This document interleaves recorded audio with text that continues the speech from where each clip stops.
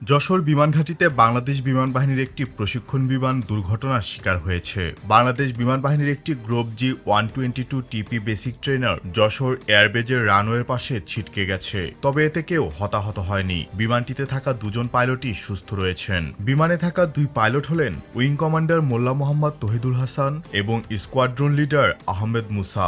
এখনও বিমান দুর্ঘটনার কারণ জানা যায়নি। দুপুরে 12:18 বাংলাদেশ বিমান বাহিনীর প্রশিক্ষণ বিমানটি উড্ডয়ন করেন। প্রশিক্ষণরত অবস্থায় স্বাভাবিক অবতরণের সময় 12:55 বিমানটি রানওয়েতে আছড়ে পড়ে। অর্থাৎ প্রশিক্ষণরত অবস্থায় স্বাভাবিক অবতরণের সময় বিমান বাহিনীর প্রশিক্ষণ বিমানটি ভূমিতে ক্র্যাশ ল্যান্ডিং হয়ে রানওয়ে থেকে ছিটকে পড়ে। দুর্ঘটনার কারণ উদ্ঘাটনের জন্য ইতিমধ্যে বিমান বাহিনীর একটি উচ্চ পর্যায়ের তদন্ত কমিটি গঠন করা হয়েছে। উল্লেখ্য, এটি বাংলাদেশ বিমান বাহিনীতে থাকা কোনো গ্রুপ বিমানের প্রথম দুর্ঘটনা। জার্মানির তৈরি এরকম 24টি বিমান পরিচালনা করছে বাংলাদেশ বিমান বাহিনী। এগুলো একদম ব্র্যান্ড নিউ বিমান বাহিনীতে যোগ করা হয়েছিল। গ্রুপ জি 122 টিপি ট্রেনিং জেট ক্যাটাগরিতে ওয়ার্ল্ডের বেস্ট। এটি গত বছর এয়ারফোর্সে যুক্ত করা হয়। বিমান বাহিনীতে 24টি গ্রুপ জি 122 টিপি, 3টি গ্রুপ জি 115 বিডি এবং সিমুলেটরের জন্য প্রায় 176 মিলিয়ন ইউরো খরচ করে।